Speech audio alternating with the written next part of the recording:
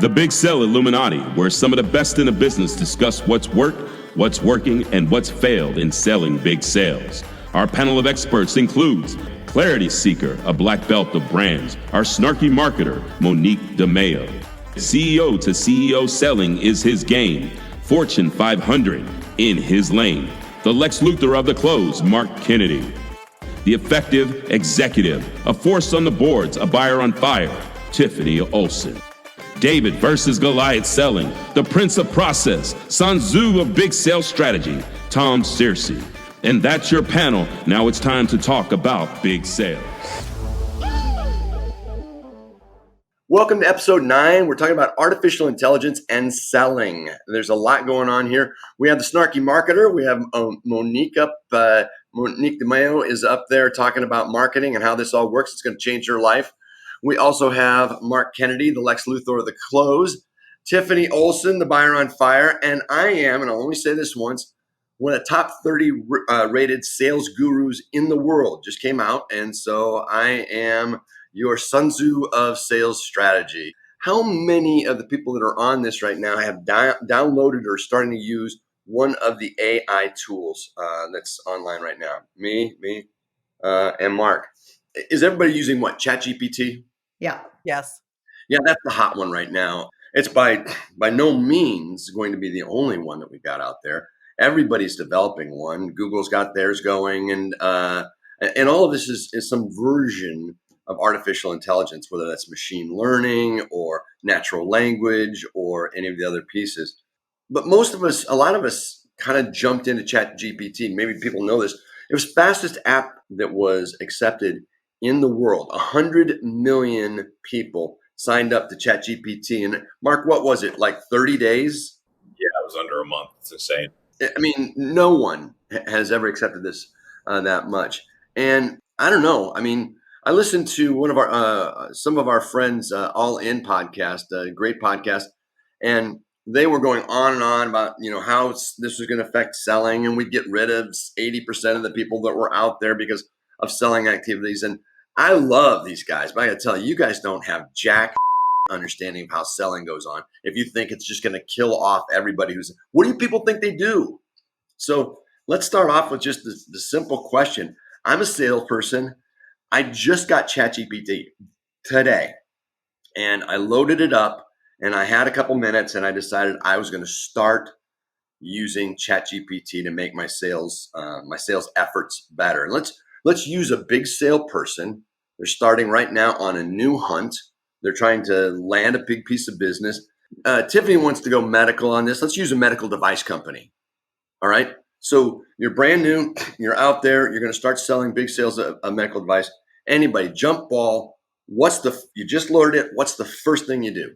Well, first things first, before anybody starts, I have to be I play one on TV. I have to be the attorney. If you're in medical devices, you're going to have to check with compliance and probably load this thing on your personal computer, not your work computer, because anything you put into ChatGPT gets in the pool where other people are actually swimming. So if you have proprietary information that you're going to input in order to get a great output, that's going to be readily available to your competitors as well at some point in time. So your compliance and your IT people are not going to want you to load it. Just a thought. Now everybody can.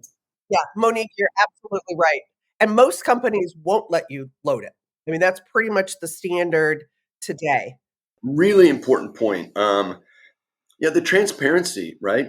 You're feeding into, that's the thing about this, is that we're feeding into the content world, and the content world looks back. And so we have to know that. Now, Monique, and thank you for taking all the sex out of the opening of this. Very unlike me, by the way. Just saying. Never mind. Let's go to Tiffany. What do we do right after we went ahead and put our disclaimer in there? What happens? So I think a couple of things. For me, GPT is a lot like humans. If it doesn't know, it just kind of makes it up. And it makes it up very broadly. So if you go and you Google, I'm going to present to so-and-so at this company, it usually will bring up, because I've done this a couple of times, Tom at Hunt Big Sales, and it brings up very broad statements, such as when presenting, you want to understand your audience. So it doesn't tell you the audience, at least not at this point, but it just goes very, very broadly. I think the first thing, even before you get on the Chat GPT, is annual reports if they are a public company, or the website, LinkedIn, and then ask more specific questions to Chat GPT, such as who are the competitors, what is, those kind of questions, more specific. And I think that it will help a lot more. I am super glad that you just brought that up because what we're looking for, in my opinion, this is about the heavy lift. Tiffany, you and I have done this. All of us have done this. Think about if I got a Chat GPT and say, consolidate for me or tell me the most important 5 points of the board of the last annual report for this company, and it'll give you the 5 most important points. If you say, who are the board of directors and how has the board of directors changed in the last 5 years, and it will just kick it out. And so, say, what are the 4 most important trends in the XYZ medical device industry? That it's very good at. So it's not good at specific stuff yet because the databases that it's crawling back to stop at September 2021. But it doesn't have judgment, guys. That's the thing that we've got to demarcate judgment from research. And that's what you build on. That's what you fundamentally, these AI tools are built for you to accelerate your fact gathering, to accelerate your context, to accelerate all of that, not your judgment. I do want to just bring up, because I don't know if anybody saw the 60 Minutes piece. Yes, I did. Where they interviewed the CEO from Google, who basically admitted that they have no idea how this computer learns, how their AI system learns, but it seems to be able to learn on its own. And it brought me back to the movie War Games. Right. Have you seen that? Yes. And, do you want to play? And it has this mind of its own. So I think that it's still learning. It does not take the place of judgment. And you do really still have to apply that judgment and the knowledge base that you have. But it can get you started on a lot of great things that you can edit and think about and then go and use. If you're a sales rep out there, there are 3 things you have to do the minute you bump up ChatGPT. The minute you have a sales call with any kind of a prospect, there's 3 things you have to do when you open up ChatGPT. Number 1, you ask, what are the 5 major issues inside of this company's industry? Right. So now you've got context. Okay.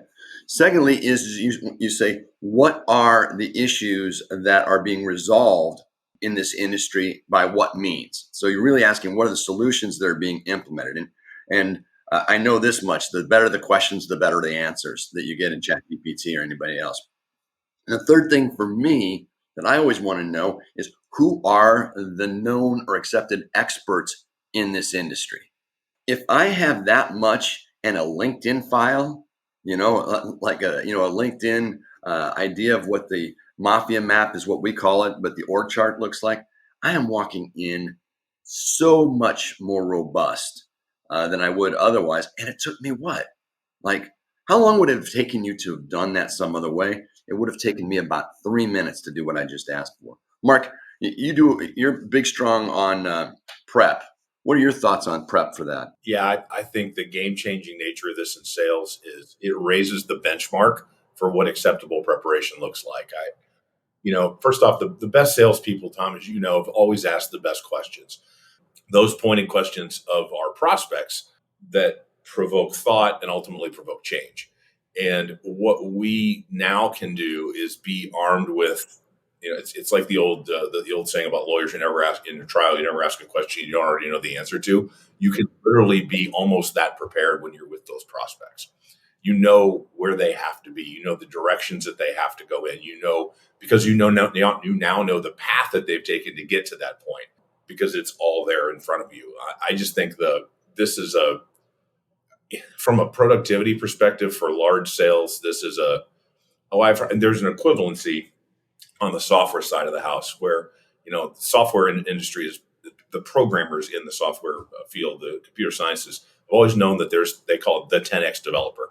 And what ChatGPT does is it makes an average developer now a 10x developer. And I think that's the equivalency on sales. I think it's going to basically distill the best of the best, because what's going to happen is it raises the level for almost everyone who uses it.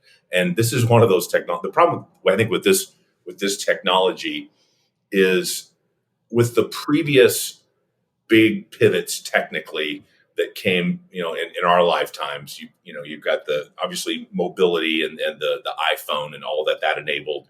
You've got just the basis of the internet and the change that unleashed. Like, you could start to see where the endpoints and ramifications of those techs were pretty quick. This one, you have no idea where I feel almost silly talking about where it could go, but in the moment today, it's the ultimate research assistant. You can't not use it.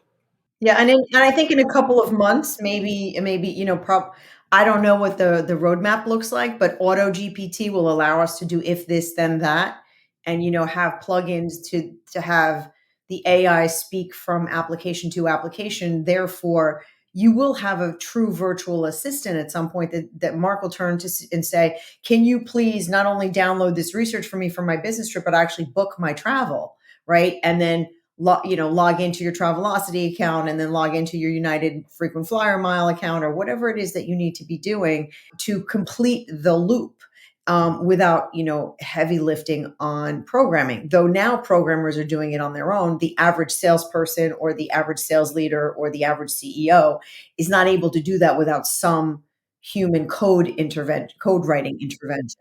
Though I really agree that, Tom, those three things that every salesperson needs to do. And Mark, you're right, it elevates them 10 times to be able to have that type of tools, information going in, even if you've never been into the account before, all of a sudden you are this expert from doing this work. So it really can elevate. I also think it's a great tool for now. I'm going to talk on the sales lens before I talk about marketing, because they're related in this context. Is the ability to look at a really large list. You get into it, you land on a job, you're new, you don't really know the landscape so well. They give you a list, or they give you a phone book. What in the old, we called it the phone book, whatever. I think you're able to distill the primary target customer profile much better, the perfect sweet spot customer or client for yourself much more quickly than in the past. It would have to be more of an error learn process. Here it could be a process by which you funnel a list through specific and smart criteria that we've already talked about, and now you've got a priority hit list as opposed to just a list. Let's go back to our new sales rep, whether it's medical device or it's IT, or if it's cybersecurity or trackers, whatever. So I come in, I'm going to go to a big sale. I've got a short amount of time. First thing I do is I drop in my research bomb. Let's assume that Monique has on the computer was at least, "Hey, Monique, there's a little note that says, oh, by the way, our marketplace is XYZ geography, XYZ size company." So we've got a small version of the target filter. Now I go to ChatGPT. I ask the 3 questions. I've gone and done some basic prep.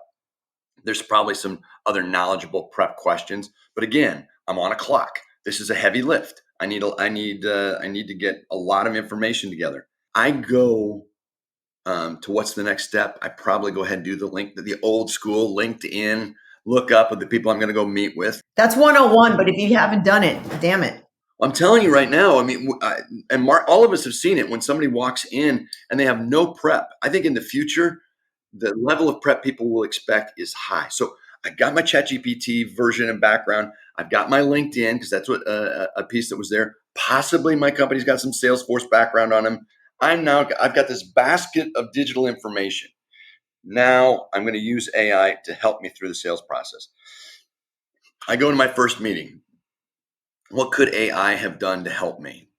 It could have done a lot. It could have provided you with some insights on the persons that you're meeting with, as well as what's important to them as an organization, a group within the organization. It may not be an organizational wide problem that you're solving for. But what you should have already done is, who in my industry has helped solve the 5 things that have come up for you, for your customer, so that you have context. You might even try to find out who they're using now. Are you displacing? Is it a displacement sales call? Or is it, or are you the incumbent? Are you fighting for your life, or are you proposing something new and different with value?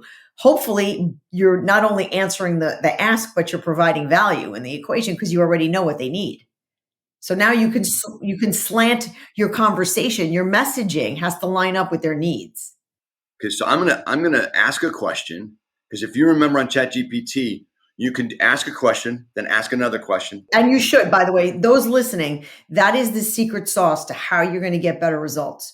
You contextualize. I want you to be a senior salesperson calling on a company called X and Y. This is the link to their website. This is the link to their annual report. This is what I want to know. And then you go question by question by question. And you say, based on the answer that you've given me above, that's another prompt that people forget to do. That's good. That's great. So all of that's fantastic. I've got now a week's worth of research accomplished and insights accomplished in moments. The next thing, all right, I'm going to the meeting. I've done this recently. Step number 1, provide me an agenda for a sales call, first meeting with a sales prospect. I'm not kidding. That was question 1. And it kicked out an agenda. It didn't say, who are they? And what are they about? What do they need? What's going on? It's just, you need an agenda? I got an agenda. It's a sales call. Now, what's the next question? Because to get to that refinement that we're talking about, which is really a good, well-designed, professional agenda for a first sales call meeting, what would the next question other than give me an agenda for a sales call? I think, Tom, you said it in your very first statement, which was, what are the main challenges that this industry is going through? Perfect. And then, because that's a great way to start, here are the issues that your industry is experiencing. So that's great. So we can put that into the agenda. And then what else could we add to the agenda? Mark's got something on his mind. Mark has been writing furiously, so I think he got the whole thing done. The crazy thing right now is everyone is so hyper focused on generative AI that you can literally use it, the topic of it, as a hook into any sales conversation. As a matter of fact, you can't right now. You're not going to get a meeting with anyone, certainly in the world of marketing sales, because they are so focused on that one thing right now that they can't hear anything else. So the questions can be, it's sort of like you can almost have a tutorial conversation about the things in the industry that need to be solved and the ramifications of AI on those issues in the context of that company. So you can put that into the agenda. You can say, give me an agenda point around about the impact of AI on your industry. And that literally could be the second agenda point. All right. But I think Mark's saying that you can use it temporarily anyway. In this right now, you can use it as a lever to get the meeting. Yeah, but he's freaking off topic. I didn't ask him about that. I'm still stuck on the agenda. He's jumping into your world. He wants to talk about marketing. Shut up. Tom wants his agenda points. I want my agenda point. I've got other things. I put my agenda together for this. Okay. Calm down. Lay off the caffeine. I am double shifting right now. Tom, decaf. I'm sorry. I'd like to go back to earlier programming. Monique, could you add something to our discussion? Though I do believe that there should be some contextual AI, conversation on the agenda. And that's where Mark, presumably, he didn't really go off topic, but whatever. That is something that people are it's the 800-pound gorilla in the room, because as a marketer, they temporarily think they can displace us. So I have a client who will remain nameless. One of the clients in that company has decided not to call us back to develop content for his division. I hear through the grapevine that he's developing it all on his own. Well, good. I hope that works out for him. Well, okay. So let's say he tries it. So, because I'm going to say that your business is going to become slightly more focused, and infinitely more revenue generating, margin generating. And I'll tell you what. So in this case, I'll tell you that he's going to generate the content, and he has the opportunity to ask several different things on AI. Can you say this more clearly? So that you load in your content and say the above more clearly. Okay. Secondly, is that you can load in your own content and say this with the tone or attribute of the previous writer. So I can use my past personal content, run it, and say write that content with my voice. You can also say maximize this content for SEO. You can do all of that. One of the things that you can't do is make it more interesting. That's right. You can't say please make the following arguments more compelling. So I've seen so many blogs where it's so bloody apparent that it's been, designed or written by an AI tool of some sort. If you are not smart enough to remove the automation and the repetitiveness, shame on you. You should be fired. Because if you're using ChatGPT to be more efficient and more effective, as you should, don't displace knowledge. Don't displace your IP. Don't put that on the shelf because you sound like a god machine, which is exactly what it is. And if you sound like that, then I'm going to call your out. Sorry. It is much more, I think, on the judgment, and that it still takes the human intervention. It's not going to take the needing to have that human intervention. So you can't get lazy with it. Put in your question and then just take that and run with it. You then have to use that and use your own thoughts and your own language to be able to make that come real, make it more interesting. Yeah, I think Mark's point is well taken, as well as that my expectation of salespeople and marketers has been elevated as a result of all of this. My expectations of us has been elevated because, and by the way, we have used it to check some of our content, make our content more consistent in tone and voice and manner, check for spelling and grammar and syntax, get sources that are much more, let's say, relevant, again, through September 2021, of course, that's the way it is. But it doesn't displace the strategy and what you want to have happen, for the sales process or the marketing process or lead gen and lead capture and conversion. So it's a building. I mean, who provides the greatest amount of insight on that is the architect. Who provides the greatest amount of lift is the builder. What we're saying is that the architect never goes away in this model. It's how much lifting do I have to do my research, to do my meeting prep, to proofread my letters, my proposals, and my emails. One of the things that's interesting thing about this is, honestly, typos should never be acceptable in emails. If you have a long email, grab it, toss it in, say line edit or proofread, and then say, make this clearer. Or summarize this for me. Or summarize this, and then you can send that out as an email or as a letter. Any salesperson here who says, I'm having some challenges in putting together all of my content and then putting it together slowly. Most of us have salespeople. If I see a text to me or an email to me that is more than 2 paragraphs, I put it into things I'll read later, which means things I'll read never. So if I have to take a complex set of ideas and say, summarize this or turn this into something else, I can at least have a sounding board that's digitally available to me. What might be great subject lines for this content? Once you've summarized it, then the salesperson is trying to get a meeting. They're going to send an email.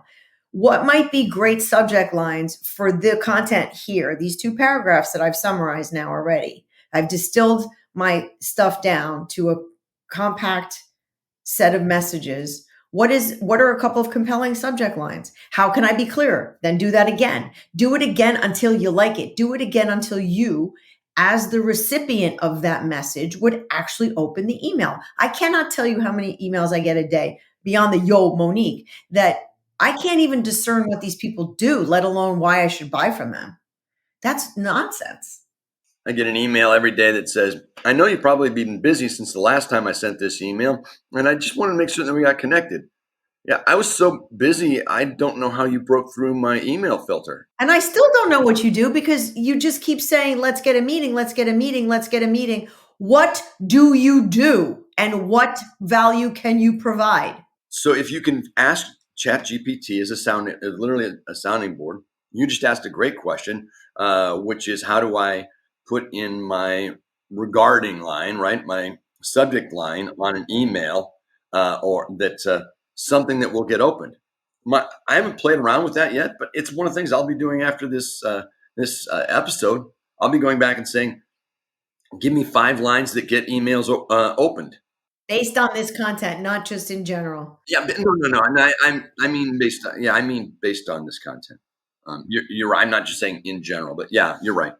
I think one of the areas that would be really fun to explore is actual sales forecasting and how accurate can this type of a tool get for sales forecasting? Because that's always so difficult to do. I'm sure you have to put in a lot of your own data, your close rates, the type of customers that are easier or faster to close. But sales forecasting, if that can get as accurate as possible, that is a real game changer. I've heard a couple people playing with the compilation and combination of spreadsheets from different sources and having one version of the truth, which is organizationally a problem. Yeah. Salesforce is putting in AI technology into their document. They're developing it right now to do just what you guys are talking about. Go ahead, Mark. What you're getting at is with these, as we kind of bounce around the different issues and recommendations, is the war that's going on right now is the data war, because these AI engines need data for training. We had a company, one of our tech partners approached us about a month ago and wants to build a large language and tune a large language model around the insights around what makes content perform. So they're a company that does, they basically extend session management on web servers so that you can see how a user interacts with content regardless of the channel that they enter a website on, and then ultimately ending in a conversion. So it's like long session management. And then we have the insights around how the content performs against its peers. So we can take those those two data sets together, slam them together, and then train an AI engine on it. To Tom's point, when you ask the question, help me optimize this for ranking in a given competitive ranking set, it's contextualized and it's relevant. So that's the battle. Because if you think about all the good questions, think about what HubSpot knows about how to get an email opened, right? Think about what HubSpot, MailChimp, all those things. So think about what Salesforce knows about forecasting sales process. It's those data sets and the fact that those are closed gardens right now, right? So everyone talks about how Google is behind and they're now behind ChatGPT. That's complete BS. Google is miles ahead, but Google also knows they are 5 steps ahead and they know the implication of several of these challenges. Why do you think they bought Waze? They bought Waze for the data. They're collecting massive data sets that's going to tune their AI engines.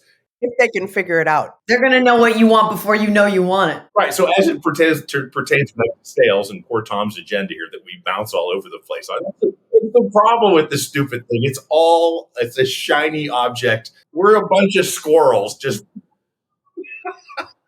Let's go back to the utility. So just for the utility's sake of what we're talking about, I'm a sales rep. I came in. I've done the things that we've said right now. I love what's happened with Salesforce. I do think that they are. I love what you said about data wars, because what's going to happen is just like we saw in the legal world, LexisNexis and Westlaw, places like that, who then start to license huge data sources. Everyone is starting to, Forrester and Gartner and all these groups that have collected this data, they're trying to figure out how do I monetize it. So they're putting the hedges around themselves and say, for a fee, I'll let you crawl through my database and information and pull it out. They haven't figured out quite how to do that yet. That's because we're in the middle of the data wars. But those people that own the data will eventually say, hey, I can monetize this a lot higher. But if I go back to being me as a sales rep. So far, I've done all my background research. I've optimized, hopefully, my agenda. I've optimized, hopefully, my presentation. And that's the next piece I want to talk about. We've all talked about the death by slide deck or by PowerPoint that is out there. You can talk to me about using AI as a way to make a more effective presentation. Is there a way to do that? Can we do that? Yeah, you take the points that you would have put on your death by PowerPoint slides content and say, is this relevant to, again, back to the contextual conversation we've had above? Is this a good slide? How can I effectively make these 3 points on this slide 1 point and more effective? How can I make these 16, words be 2, like slide by slide? And then you look at it and you go, that's ugly. Okay. I'll make it pretty. You don't throw away your own ability to evaluate what they've done. They've evaluated you. Now you evaluate what they've provided. You get some input and efficiency. But basically, I think the challenge that I've seen when salespeople present is they don't follow the agenda. So if you're going to take me through a PowerPoint presentation, don't take me through the 106 slide deck capabilities pitch that you have created over time immemorial. I don't care. I know. Tiffany, you were going to add something into that, and then I'm going to go to Mark. Yeah, I was just going to say, and this goes back to Monique, your very first point, which is where's the confidentiality? So if you are putting your information on there, who else is able to see that then? Oh, I have also, before we forget, I have an opt-out form that is actually a Google form that ChatGPT will acknowledge, and that means that your stuff will not get into that pool. So I'll put that link at the bottom of the show notes at the end of the show. Oh, great. That's very helpful. Thank you. All right. Mark, you were going to jump in there for a second. My chief technology officer is riddled with anxiety over, the steps that this is ultimately going to take. And I'm sure he's sitting around right now, if he ever was watching this, and he's going, what they should obviously do is the sales bot. You send a sales bot to sell to a buyer bot, and those two bots battle out in AI world while the people just sit and watch what happens. That's what's going to happen next. That's the future. Yeah, well, that was the promise of blockchain, right? As far as mindless arbitration of ideas to effective transactions. I mean, that's still out there. People understand where it comes from. It comes from Bitcoin and the idea of the blockchain management technologies. But back to us. So I'm all by myself. My entire marketing department has gone PTO. My entire my designer for my PowerPoints and my materials has gone away. Whoever my assistant was, which if they still have those, is now no longer handling my follow-up correspondence. I have to do all of this myself. And oh, by the way, I have to get the proposal and the contract out and the rest of it. Does ChatGPT make me as a salesperson go from a team of, in the communication side, not in the selling side, but in the communication side, does it make me now, instead of 3 people, a person and a half? As far as that, does it accelerate me from having to run emails back and forth between 5 different people in my company to get something done, to being able to get this amount done? How much more productive can I be using this new set of tools? It's a little exhausting, Tom, because if you think about the two things that have made sales infinitely more productive in the last 3 years, 5 years, what do you think those two things are? I got 2 big ones for me. I would say buying my company's services. Number 1, work from home. You can take you don't have to travel to a sales meeting anymore. It's become generally professionally acceptable to interact in a video screen. And number 2, ChatGPT. Those things, your sales person now, this is where the employment part of it kicks in, right? You can be so stinking productive right now. I don't need 10 salespeople. I need 1 really good one. Let's call it 2, just in case they get mad and leave. This right here, right? The work from home, I would amplify the work from home, is the idea of Zoom. I wrote this back probably 10 years ago when I was writing for a variety of different folks. And I wrote about what's the biggest killer of salespeople and of sales margin, and it was traveling. It's killer. In a week, you would wind up with hours and hours of travel under a traditional system. And now I can pull together all these people into a Zoom call. Listen, I drove 454 miles yesterday from Knoxville, Tennessee to Memphis, Tennessee to see the CMO of St. Jude last night. You can't get there to here from there flying and take a day. So it took a day driving, but at least when I'm driving, I can talk on the phone. You're exactly right. The amount of time that we used to waste going to San Francisco to sell to Oracle or to go to Florida to sell to the cruise lines, it's forever. And now it's like, boom, you can stack up 7 in a row, 8 in a row in a day. So ChatGPT winds up being the next level of overall activity lift, right? We don't have to travel. So that's activity lift. You and I could go ahead and come back and say the internet 2 decades ago, a decade ago, the adding of LinkedIn and other research tools, that was another area that gave us some greater amount of efficiency.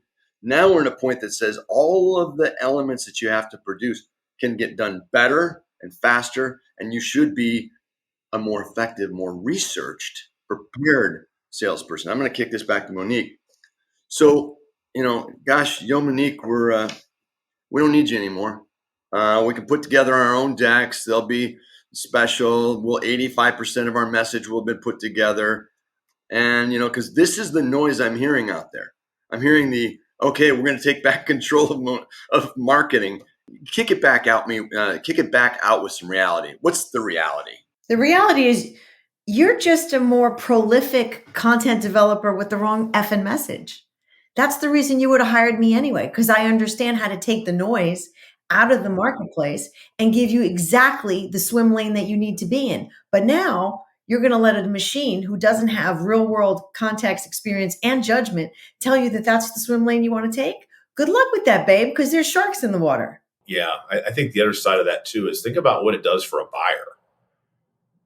I mean, they now know everything too about you, or they can. It balances the balance of information that this gives. I mean, traditionally, the buyer has the information advantage in the whole process for large sale, right? That's traditionally true. I think this levels the playing field from the seller's perspective. Now it is the ultimate research assistant. But on the buyer side, it also provides huge insights into the options and alternatives to the solutions that you're currently drilling into, right? Is it a technical solution? Can it be solved with business process? I mean, there's literally, it's just, I find this whole thing, here's the one encouraging thing.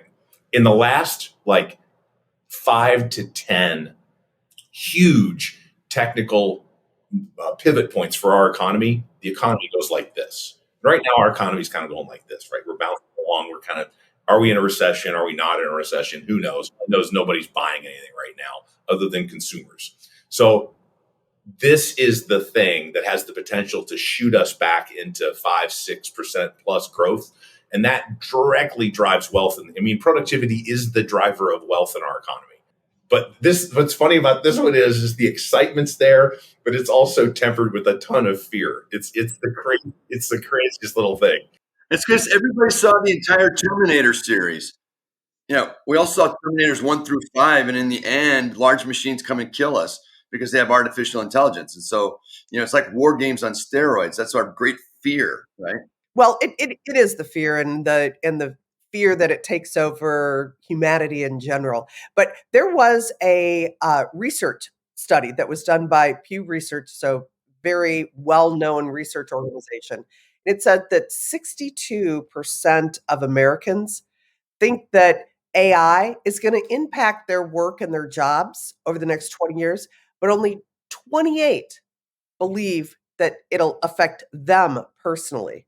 So it'll affect others, but not them. So I think that that's very interesting when you think of some of the evolution of things, like the manual typewriter to the electric, to the word processor, to the personal computer.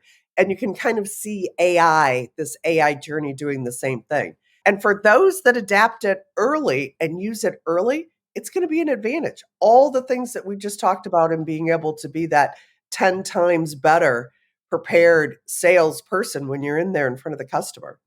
Agreed. And back to the point that you were asking, Tom, I don't think that it's an either or situation. I am happy to go and sit at a table with a client that says, I've been using ChatGPT. Great, bring it. What have you got? What are you using? What do you like? What don't you like? Because the white space is where we can add value as humans with context and with subject matter expertise. And I didn't want to be, I was a little snarky intentionally, but the point is they don't have to be mutually exclusive, right? So I have no issue with that saying, you put together a campaign with ChatGPT, great. What are the results? How are you doing? Where are you getting stuck? Where's the friction? That's where we can unstick you. So if you want to, whether you want to be more productive and prolific, I have no issue with that. But it's never going to be an either or, whether it's salespeople or marketers. And that's where I think we need to, stay. There's an old joke that says, how many people do you have working here? And the person answers, about half. So that's it. So in Mark, in your sales world right now, you bring together your team for a sales meeting and you put out to your sales core, whatever their titles are. Give us a half a dozen of the musts and don'ts that you want to lay out to salespeople of what your expectations are going forward using AI. Yeah, it's actually a very relevant timing wise question.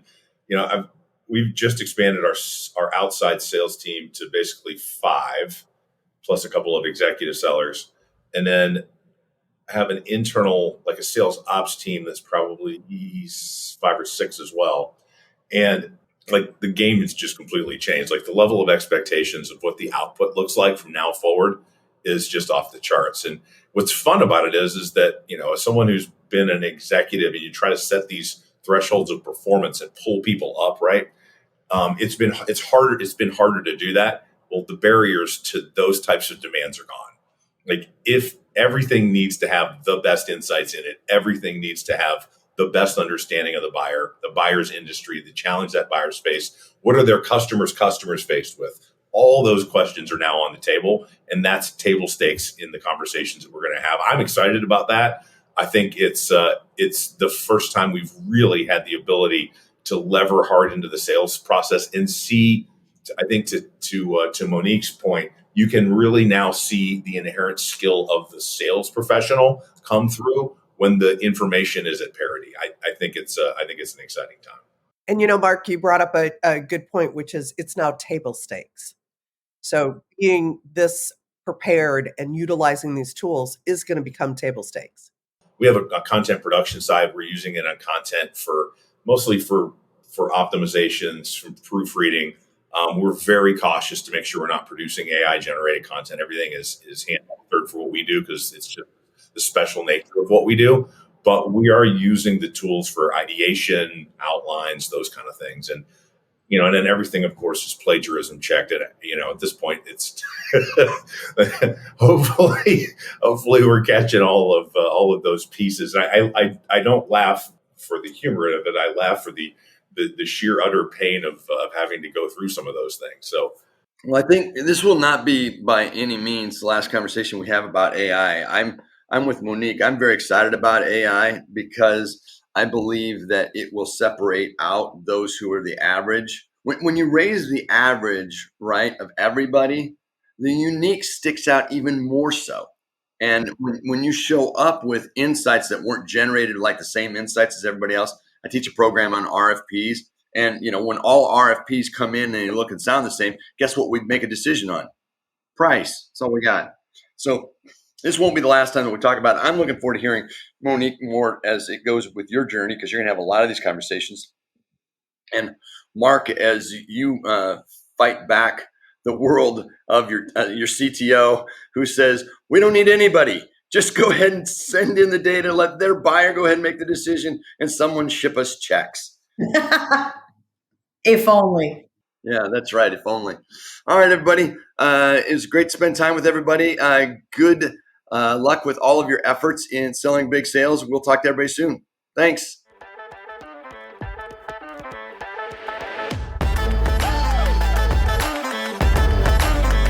Thanks for listening to the Big Sell Illuminati podcast.